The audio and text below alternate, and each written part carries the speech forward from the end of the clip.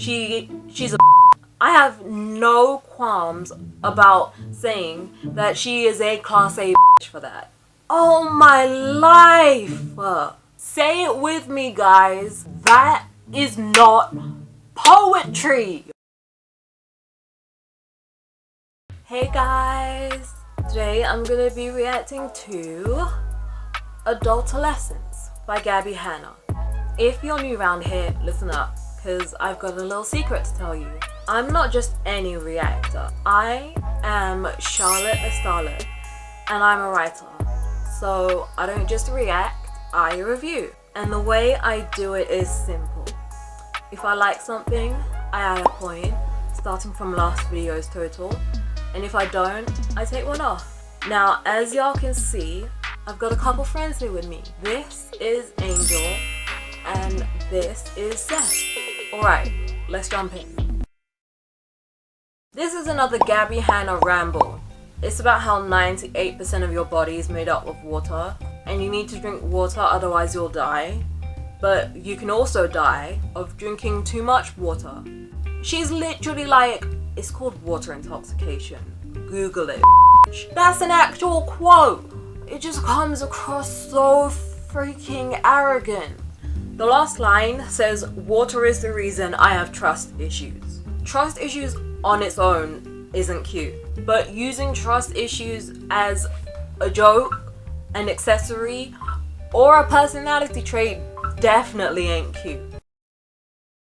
Hey, guess what this one's called, you guys? It's called Adultolescence. Alright, let's see why Gabbie decided to name the whole entire book after this one. This is actually kind of sad. It's about kids who aren't kids. As in kids who don't have friends or play games, but rather cook and clean. The kids who are like this tend to be like this because they live in difficult circumstances. Like, these kind of kids are usually carers. They don't have time to be a kid because they're too busy caring for their disabled parents or for their younger siblings, you know? And after Gabbie's described these kind of kids, right at the end of the poem it says, give that kid a hug. Damn right these kids need hugs. This poem comes with another drawing, except this time it's of a baby who's got a dummy and a bottle, but is also wearing a suit and carrying a briefcase. The other thing about these kind of kids is that they tend to feature in Jacqueline Wilson books a lot. Why did Gabbie decide to name the book after this poem though? Is this how she views herself? If anyone else has an idea, let me know. But for now, I'm moving on. Oh my days, look at that, you guys. Is that meant to be Gabbie? Why are all of these people jumping out of her head? This next one's called Prisoner. This poem is from the perspective of someone. I don't know if this is meant to be Gabbie because it really doesn't sound like her, but this person is a really quiet, reserved person. However, in their head, there's a hell of a lot going on. Like, in her words, there's a riot. So she feels like she's a prisoner in her own body.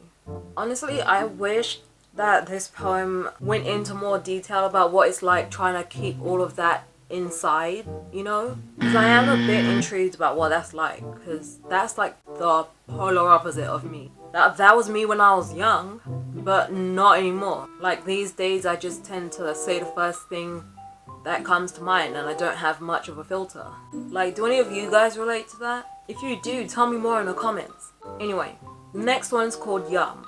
Oh my days. The whole thing says, if the world ended tomorrow, what would you do today? I'd hardly make my way to an all-you-can-eat buffet. I'm a bit conflicted, honestly, because I usually hate poems like this, like poems that are really short and just seem kind of pointless. As you guys may have noticed, I'm a bit of a sucker for rhyme, and I think this actually has one of the best rhymes I've seen in this book so far, and I'm tempted to give it a point because of that. However, I'm conflicted about what the message is saying. If the world ended tomorrow, Gabbie Hanna would go to an all-you-can-eat buffet. At least she's staying true to her brand. Yeah, also, this hasn't really aged that well, given the current circumstances of the world today, with the spread of the virus and all. Like, I mean, the world is far from ending, but if it was, and Gabbie Hanna would still go to an all-you-can-eat buffet when she could have the virus and not even know, and could potentially infect thousands of other people, she's a I have no qualms about saying that she is a class A for that. Like, oh my gosh. My mom showed me this video about patient 31 of the coronavirus. I don't know if you guys have heard, but basically, patient 31 is responsible for 60% of the infections in their country because she went to church a couple of times. Which is why it's so important now to stay at home. And right now, people who are still like going out and having fun with friends are reckless and frankly selfish. Anyway, next one is called Entertainer.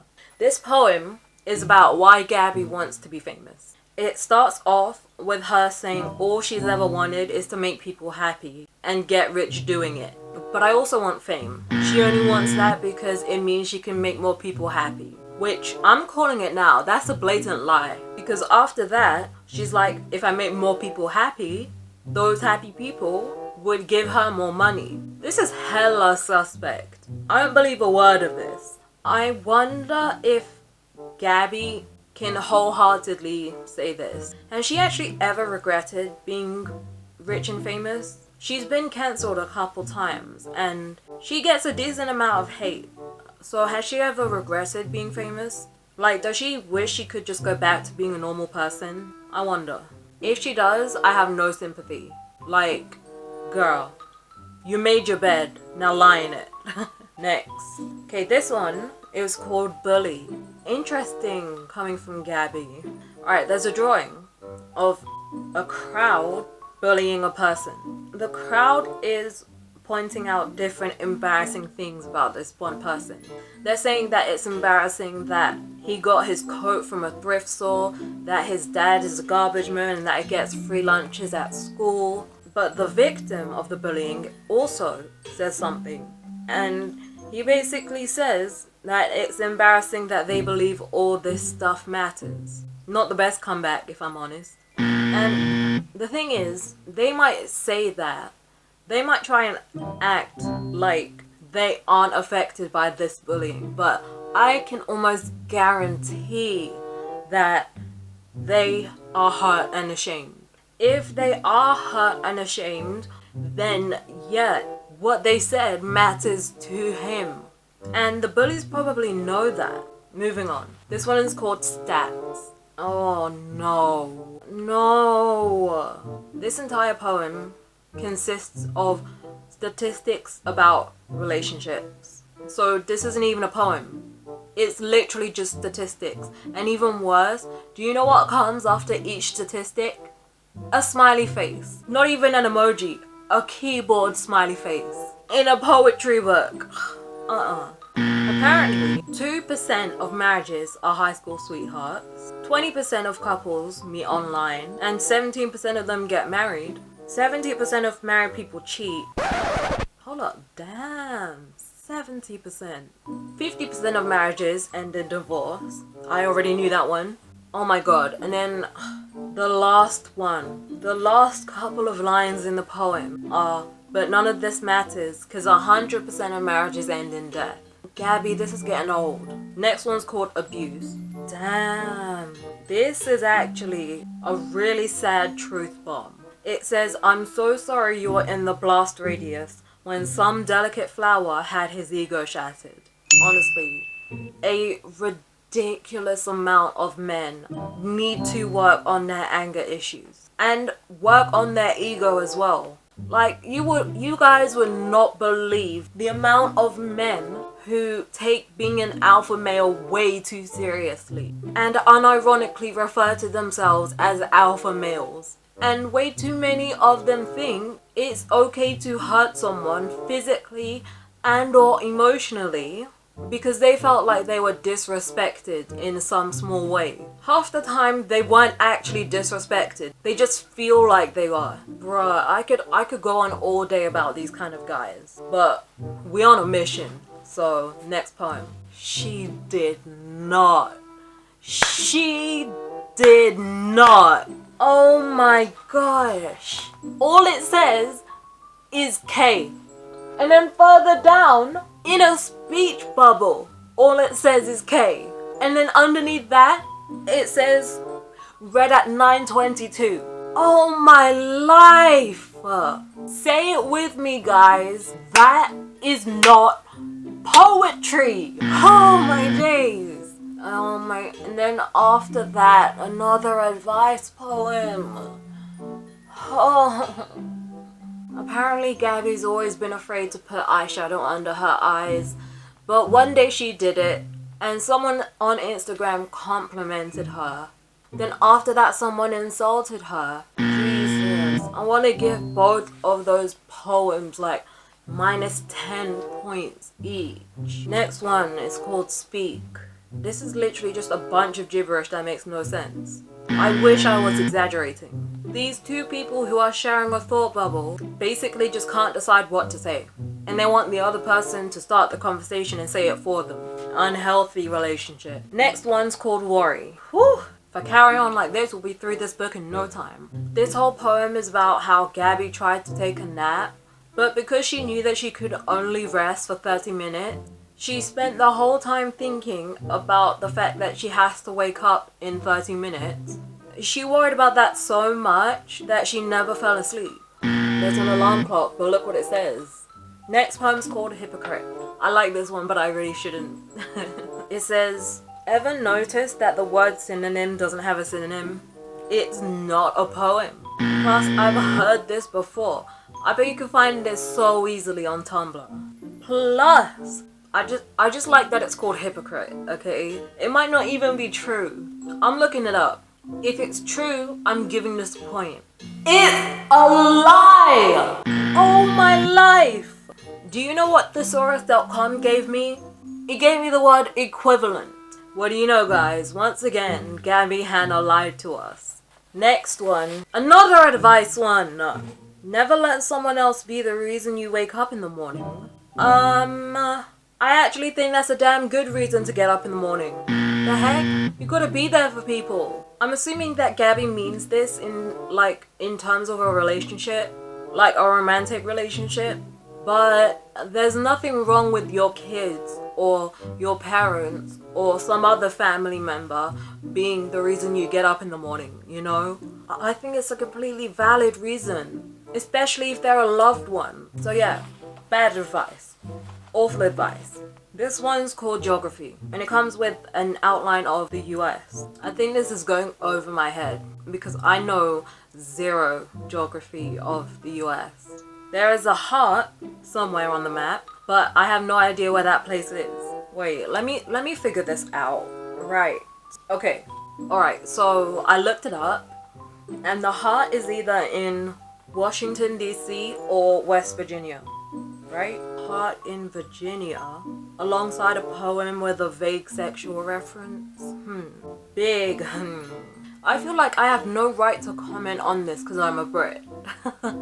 But if this poem is purely based on the heart being in Virginia and this being a slightly sexual poem, then I'm just gonna move on. Next one is called Wasted. Wow. Gabbie says that she's way more fun drunk, but she doesn't mean that she's really fun when she's drunk. More like you need to be drunk in order to have fun around her. Yikes. So she's either chaotic or stale AF. Either way, not good. Oh my days. For the first time so far in this book, we have got 2 poems on 1 page. Not a good sign. The first one of them says ew, or that's the name of the poem, and it says you're disgustingly perfect. The first line says you're disgusting. Second line says perfect. Oh my days. How toxic. And then the poem after that on the same page is called Catholic. Oh my gosh. And it says, I gave up for Lent. What, like gave up the whole religion? Gabbie, you going straight to hell, girl. Anyway, that is where I'm gonna leave it, guys. I hope you guys enjoyed this video. If you did, make sure you give that like button a little kiss and subscribe to become a Starlet. Don't forget to follow me on Snapchat, Instagram and Twitter. And if you have read something that's just left you shook beyond repair, let me know in the comments. I'll see y'all next time. Bye.